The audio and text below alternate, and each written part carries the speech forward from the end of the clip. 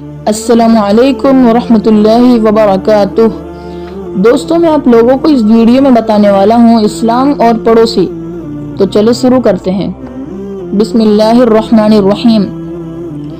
اسلام اپنے ماننے والوں کو ایک دوسرے کے درد دکھ میں شریک رہ کر زندگی گزارنے کی تاکید کرتا ہے۔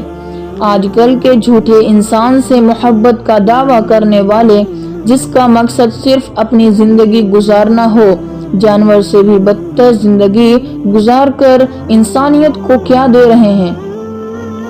اس کے برخلاف اسلام پڑوسی کے ساتھ چاہے کوئی بھی ہو اچھا برتاؤ کرنے کی تاکید کرتا ہے۔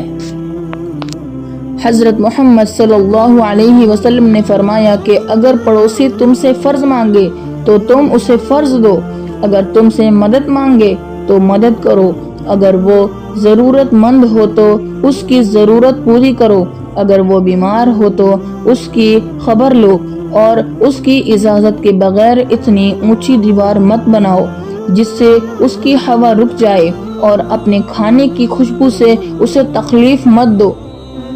ہاں، پکا کر کچھ اس کے یہاں بھی بھیج دو۔ حضرت نے فرمایا، وہ شخص مومن نہیں ہو سکتا جو خود پیٹ بھر کر رہے اور اس کے قریب میں اس کا پڑوسی بھوکا ہو۔ اگر آپ کو ہماری یہ ویڈیو پسند آئی ہوگی تو اس ویڈیو کو لائک کریں، سبسکرائب کریں ہمارے چینل کو، اور بیل آئیکن کو آل پہ پریس ضرور کریں۔ تو ابھی ہم ملیں گے آپ کو اگلی ویڈیو میں، تب تک کے لیے اللہ حافظ۔